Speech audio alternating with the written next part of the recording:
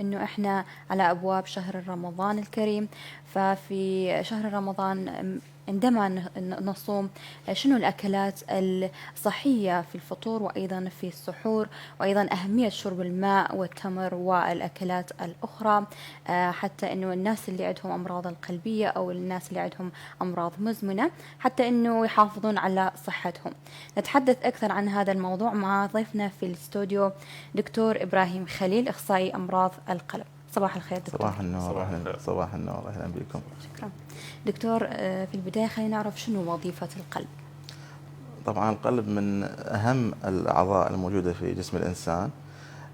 وظيفة القلب هو يعني هي إدامة الحياة. طبعا هو وظيفة رئيسية ووظيفة حيوية، وهو إدامة الحياة بضخ الدم والأكسجين لأنحاء الجسم الأخرى. والقلب طبعا هو موضوع عميق جدا إذا تحدثنا عليه، لكن بشكل صحيح. مختصر هو يعني موضوع يعني القلب فد عضو حيوي، وهو عضو يعني فايتال احنا نسميه بالنسبة للجسم، وهو بوجوده توجد الحياة وبعدم وجوده لا تستمر الحياة. نعم. صحيح. تمام دكتور، احنا مثلا الانسان شو وقت يبدي يعني اعراض القلب اللي عنده؟ شلون انا احس مرات تصير عندك فد وجع شيء، نعم. هذا قبل يعتبر مرض القلب لا لو اكو طبعا، طبعا فحوصات توجد اخرى؟ هناك أمراض قلب ولادية وأمراض قلب يعني بسبب العمر أو بسبب تقدم في العمر. أمراض نعم. القلب الولادية تظهر أعراضها بشكل مبكر، ممكن منذ الطفولة ومنذ فترة الرضاعة، ويعني السنتين 3 سنوات. لكن أمراض القلب الأخرى ناتجة بسبب التقدم العمر أو بسبب التدخين أو بسبب السمنة. هاي تظهر عليها عدة علامات، ممكن يعني تظهر كألم في الصدر، في متوسط الصدر أثناء المشي أو أثناء الحركة أو أثناء الجهد، أو أثناء التعرض للبرد، أو أثناء يعني بعض المرات حالات النفسية، القلق النفسي الشديد والتوتر النفسي، تظهر على علامات أو أعراض القلب. إضافة إلى ضغط أحد الأسباب الرئيسية في أمراض القلب هو ارتفاع ضغط الدم وارتفاع نسبة الدهون، الكوليسترول، دهون الثلاثية في الدم.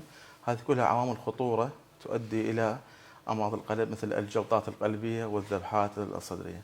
نعم دكتور، شنو أو ما هي أنواع الأمراض اللي تصيب القلب؟ أمراض القلب مثل ما قلت لك، هناك أمراض وراثية طبعا، وهناك أمراض ناتجة بسبب تقدم العمر أو بسبب يعني اللايف ستايل، يعني طريقة الحياة وطريقة المعيشة. أمراض اللي بسبب الأمراض الولادية مثل فتحات القلب، اي اس دي، في اس دي، صحيح. فتحات القلب موجودة منذ الولادة.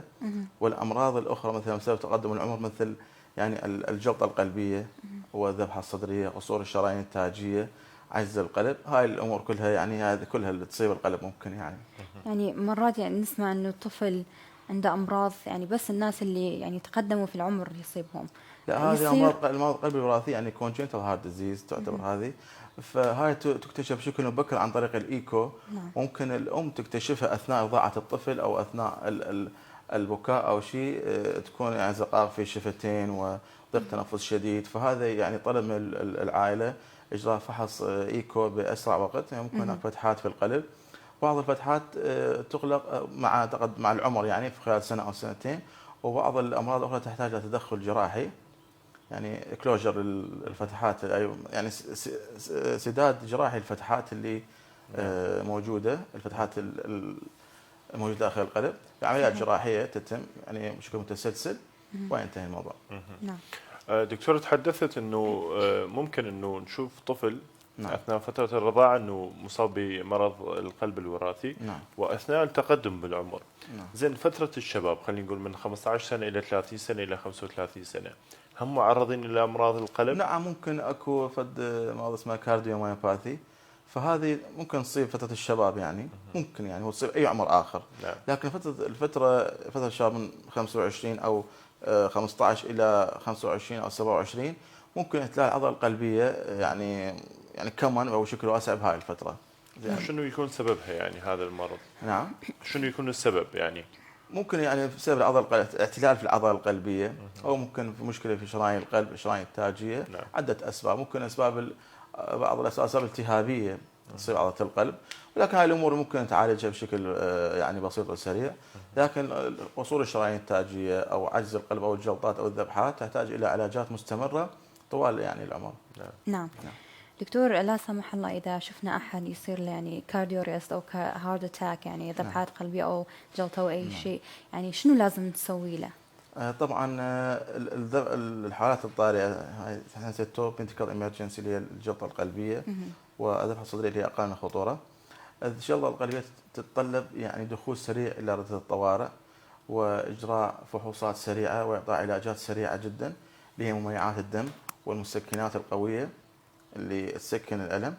هاي المرحله الاولى. المرحله الثانيه تخضع الى ردة الانعاش القلبي واعطاء علاجات مميعات للدم والمسكنات، وممكن احنا اجراء بعدها نجري عمليه القسطره القلبيه اللي بي سي اي، اللي هي تكون يعني فتح للشريان اللي هي الجلطه عباره عن شريان انسداد في احد شرايين القلب، نعم. شريان او اكثر. فبعدها العلاج المناسب اللي هو تكون القسطره القلبيه بي سي اي تجرى للمريض باسرع وقت، طبعا تكون ضمن 3 الى 6 ساعات اللي هي جولدن تايم، اللي هذه الفتره نقدر نسيطر بها على يعني على حاله المرض، على صحه المريض. اذا تعبر هاي الفتره ممكن يعني تكون الاستجابه للعلاج موجوده، ولكن يعني مو مثل الاستجابه اللي بالساعات الاولى، احنا نسميها الساعات الذهبيه اللي جولدن تايم. طبعا الاجراء القسري القلبي خلال 3 ساعات او خلال 6 ساعات يكون افضل. نعم. دكتور، دائما ما توصون الناس انه الشباب او الكبار بالعمر انه عدم التدخين والابتعاد عن اللحوم الحمراء. نعم. يعني هذه في كل الاعمار تكون مؤثره على القلب له اثناء فتره المرض؟ لا، طبعا التدخين ويعني اكو عوامل خطوره predisposing factors للمريض، يعني عوامل تؤدي الى هاي مثل مرض القلب او الجلطه او امراض القلب الاخرى. منها التدخين والدهون، دهون الكوليسترول، دهون الثلاثيه، طريقه الحياه مثل يعني قله الرياضه وقله الحركه وقله المشي والتدخين المستمر، القلق النفسي. هاي الامور كلها عوامل خطوره ممكن ما تؤدي الفترة الحالية، أو يعني ممكن بعد سنوات، يعني سنوات مقبلة تؤدي إلى أمراض القلب. نعم. لكن المرضى اللي عندهم أمراض قلب واللي هم يعني حاليا عندهم أمراض قلب يجب أن يعني يقطعوا اللحوم والشحوم والتدخين، أو يأخذوها بشكل يعني قليل جدا، لأنها كلها عوامل خطورة يعني حقيقية تؤدي إلى انسداد الشرايين وتضيق الشرايين وتؤدي إلى مضاعفات أخرى طبعا. نعم. دكتور، ما هي الأعراض اللي نحس بها ونشوفها قبل الذبحة؟ نعم. يعني أكو شيء يعني المريض يحس بها، مثلا الإيد هاي اليسرى ويده اليسرى نعم. يعني ما يشتغل، أو إحنا نشوف إنه ملامح الوجه يتغير أو طبعا أي شيء. أهم أعراض الجلطة القلبية أو ألم القلب هو ألم في وسط الصدر. نعم. يعني في منطقة الصدر ممكن يضرب إلى الذراع أو اليد اليمنى أو اليسرى أيا كانت، ويضرب إلى يعني المنطقة الخلفية من الظهر. ممكن يكون كضيق تنفس، ممكن يكون ألم صدر شديد، ممكن يكون تقيؤ عفوا. إذا كانت الجلطة في الجهة inferior MI، إذا كانت في الجهة السفلى من القلب، راح تكون عندنا أعراض الجهاز الهضمي أكثر من أعراض ألم الصدر. نعم. يعني إذا كان الجهة السفلى من القلب مصاب بالجلطة أو مشكلة، راح يكون له أعراض الجهاز الهضمي، يعني ممكن يجينا كألم في المعدة أو يجينا كتقيؤ. نعم. أما الأعراض الشائعة هي ألم في الصدر وضيق التنفس والتعرق الشديد، يعني تحسين المريض انه احنا نسميه ريتابل كلش، يعني خايف وقلق وتعرق والم بالصدر وضيق بالنفس. هاي تتطلب يعني رأسا يكون المريض متواجد بالطوارئ، لازم يدخل الى ردة العناية المركزة والعناية القلبية. نعم. زين دكتور، كل الامراض اللي تصيب القلب كلها خطيره لو اكو يعني مستويات؟ طبعا القلب هو يعني تدري عضو يعني حيوي جدا. نعم. فأي مرض ممكن يصيب القلب. هناك يعني هي كلها خطرة، ولكن الخطورة تكون يعني على مستويات. مثلا الجلطة القلبية خطورتها أقوى من الذبحة الصدرية، والذبحة خطورتها أقوى من بعض الأمراض الأخرى. لكن هو القلب عضو فعال وعضو حيوي يعني عضو حيوي لإدامة الحياة طبعا. فأي مرض يصيب القلب يكون هو يسبب عامل خطورة لحياة الإنسان. نعم. دكتور، شنو السبب يعني هاي الأيام إنه نسمع حتى الشباب يصيبون بالجلطات؟ طبعا يعني شنو السبب؟ نعم. هاي المشروبات الغازية اللي بها طاقة، هو لو لايف ستايل وشنو؟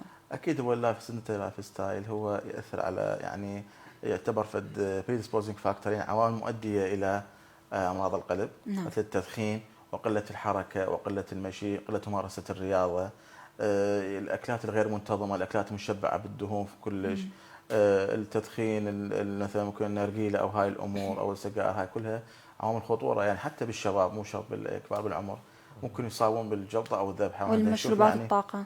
مشروبات الطاقه يعني ممكن تاثر تاثير سلبي على يعني مستوى السكر في الدم او مستوى يعني نعم، هي مشروبات غير يعني حسب رايي غير صحيه طبعا. الطاقه موجوده ممكن ناخذها يعني من الاكلات الصحيه، من اللحوم طبعا بشكل يعني مو بشكل مفرط، يعني بشكل معقول، ومن الحليب ومن الفواكه والخبز، كلها فيها كربوهيدرات، وكلها فيها يعني أغذية مشبعة بالطاقة. ممكن يعني تنطينا طاقة قوية دون اللجوء لمشروبات الطاقة اللي هي بها كلها مواد حافظة، ومواد الحافظة صحيح. تعتبر مواد مسرطنة. زين يعني تدري مثلا يعني علبة البيبسي أو علبة المادة الحافظة يعني مصنوعة قبل سنة أو سنتين. زين فأنت تجين تشربين فد مادة مصنوعة قبل سنتين أو قبل سنة أو أكثر، فأكيد يعني هاي المادة راح تكون مضرة يعني للجهاز الهضمي، ممكن يعني الجهاز القلبي ممكن يعني. صحيح. نعم، فهذه يعني ما أوصي بها مشروبات الطاقة، والمشروبات المخزونة طبعا بشكل طويل ما نوصي بها يعني. صحيح. نعم. دكتور، دائما نسمع انه طفل عنده فتحه بالقلب. نعم. زين، اللي عنده فتحه بالقلب ايش قد خطورته على حياه هذا الطفل؟ نعم. وشنو اللي حلول اللي ممكن احنا نقدم له اياه؟ وايضا شلون راح يعيش حياته اذا اكو فتحه بقلبه؟ نعم.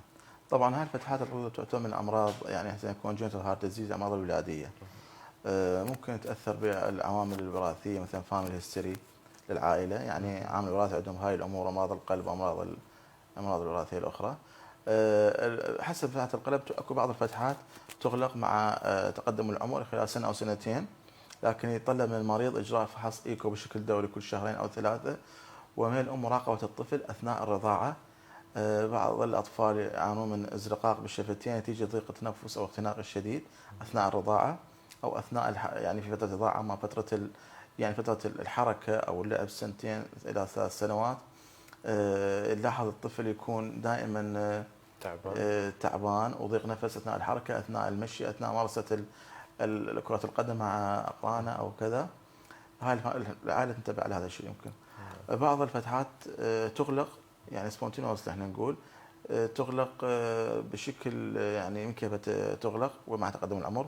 الفتحات الاخرى بعضها تحتاج الى تداخل جراحي لغلقها، وهي من العمليات يعني الكبيره تعتبر، لكن ناجحه يعني بكثره. نعم. نعم. لكن قله ما تؤدي الى يعني الوفاه او تدري الطب تطور، احنا عندنا الحمد لله. اي فيعني موجوده عمليات القلب، عمليات تبديل الصمامات مثلا، او عمليات قلب مفتوح، عمليات اغلاق الفتحات الولاديه، كلها موجوده حاليا وتتم بنجاح. كركو كم من هسه اوكي يعني ما عنده نعم مشكله موجوده، بالعمليات؟ هو احنا في كركو موجوده هاي الامور. نعم الحمد لله، كركو الجانب الصحي بها يعني نقدر نقول متقدم الحمد لله وجيد جدا. نعم. نعم. دكتور، شنو الفحوصات اللي تسووها لمرضى القلب، وأيضا أهمية الفحص بين شهرين أو بين كل 6 شهور؟ نعم طبعا احنا بالجلطه القلبيه طلب فحص يعني احنا نسميه كاردياك تروبونين، سيرم تروبونين. اكو ماده تفرز من عضلات القلب اثناء الجلطه القلبيه خلال 3 الى 6 ساعات. نعم. فهاي الماده يعني هذا التحليل اللي هو تروبونيزمات القلب نسميها، يجب ان يجرى مباشره او خلال يعني الساعات الاولى من الم الصدر، من حدوث الالم. هذا التحاليل اللي تصير بنفس يعني بوقت ادخال المريض المستشفى. اما التحاليل الدوريه الاخرى كفولو اب يعني كالاطمئنان على صحه المريض، ممكن يسوي ايكو كل فتره، ممكن نفحص الدهون كل فتره، نعم. تتشيك للسكر، تتشيك اشعه الصدر. نعم هاي الامور يعني اكو تحاليل تكون في نفس اليوم، وتحاليل تكون في بشكل دوري على مستوى بعيد يعني. نعم. دكتور المعد استاذ يشار. نعم. اي يعني كان بيوم من الايام نعم. يعني وصل الى حاله يعني مستعصيه وحاله قريب من الوفاه، يعني بعيد الشر عليه والله يطول بعمره. الصعقه الكهربائيه مدى اهميتها ومدى ضروريه هذا الموضوع، وش وقت نستخدمه؟ لان احنا مثل ما نعرف انه انت حضرتك اللي رجعت استاذ يشار للحياه، فهو يحب يقدم لك الشكر عن طريقنا، واحنا هم نشكرك. اكيد اكو حالات اخرى واكثر من هذه الحالات اللي انت نرجع الحياه ونعطيهم الامل للحياه.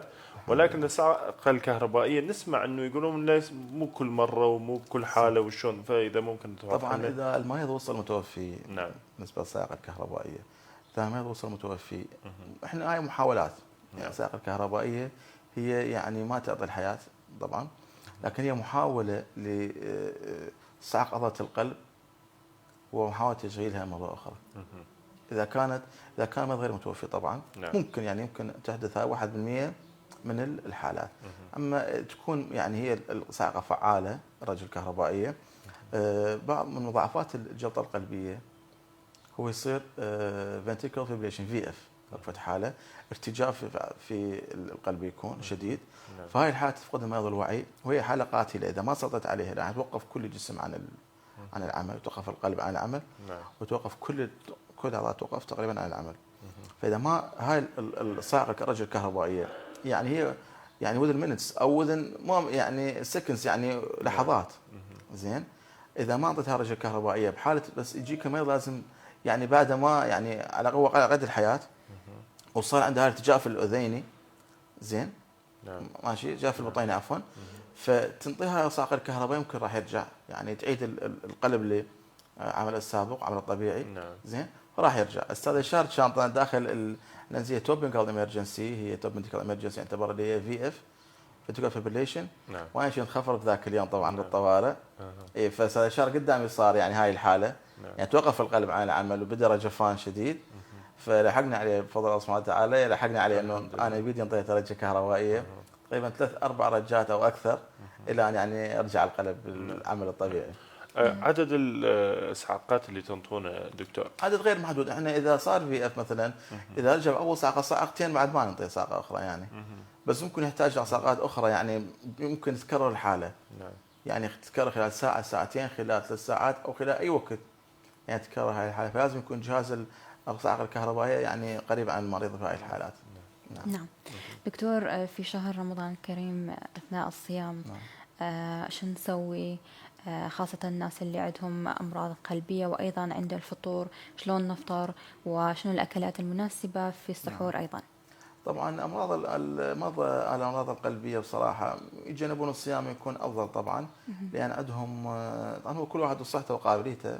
صحيح. لان هم عندهم يعني علاجات بشكل مستمر ياخذوها، فاللي يشوفوا بنفسه يعني القدره على الصيام اوكي، لا يعني ماكو مشكله. لكن يجب اذا يعني صاموا ياخذون علاجاتهم قبل السحور وبعد الفطور، علاجات مثلا الاسبرين والبلافيكس وعلاجات الدهون وعلاجات منظمات القلب وعلاجات مميعات الدم، ياخذوه مثلا قبل السحور، واذا ما ياخذوه بعد الفطور. لكن يجب الاستمرار على العلاجات بالنسبه لمرضى القلب. بالنسبه لمرضى يعني الناس الاعتياديين طبعا يكون فطور بشكل يعني على فتش يعني شيء من الاشياء اللي الدافيه والاشياء اللي يعني مو ثقيله مثل التمر، راح يسهل الهضم وراح يعني يساعد المعده على استقبال الطعام. كذلك مثلا الشرب وما شرب، هاي الامور الدافيه. نعم. يعني ما نوصل انه الصائم يفطر بشكل مباشر على الاكلات الثقيله وعلى شرب الماء البارد او العصائر او المشروبات الغازيه، يعني راح يعني تؤدي الى انتفاخ مفاجئ بالمعده والجهاز الهضمي وتسبب يعني اضطرابات هضميه طبعا. نعم. دكتور، ماذا عن القهوة؟ هواي ناس يعني يحبون القهوة، يقولون إنه ينطيهم طاقة. هل هاي الطاقة يعني صحية أم غير صحية؟ القهوة ليست مشروب للطاقة، القهوة مادة منبهة يعني فيها كافيين. هي المادة اللي موجودة داخل القهوة اسمها كافيين. صحيح. زين، هاي مادة منبهة يعني، وليست يعني ما تعطي الطاقة، وانها تنبه الجسم او مثل ما اقول تصحصح هذه. في مادة منبهة فقط هي الكافيين، يعني لا اكثر ولا اقل، وما لها اي دخل بالطاقة يعني سواء. يعني ما يؤثر على القلب؟ القهوة بشكل مفرط تأثر على القلب طبعا، تؤدي بعض الاضطرابات مثل خفقان القلب وهاي الامور. عدم الانتظام يعني واحدة من العوامل اللي تؤدي على هاي الامور هي القهوة. لكن بشكل مفرط يعني. صحيح. يعني اذا بعد الفطور او مرة مرتين يوميا لا تؤثر بشكل سلبي يعني. نعم. دكتور، تحدثت عن هواي امور للقلب ووظائفه وهاي الامور اللي تحدثت بها، ولكن احنا من نحكي مثلا بالعاميه، من تكون سعيد تحكي عن قلبك تقول قلبي فرحان، من تكون حزين تقول قلبي، من تحب تقول حبيت من قلبي اكيد. او طلع من قلبي، قلبي انكسر. نعم. هذه الامور فعلا تخص القلب لو شنو؟ لا طبعا، لا طبعا، هي الاحاسيس نسميها الفيلينج والمشاعر، هي يعني هي لها مستقبلات بالدماغ طبعا وبالجهاز العصبي والهذه، لكن القلب هو يعني تعبير معنوي او تعبير يعني عن القلب والهذه. اي لكن لا، القلب هو يعني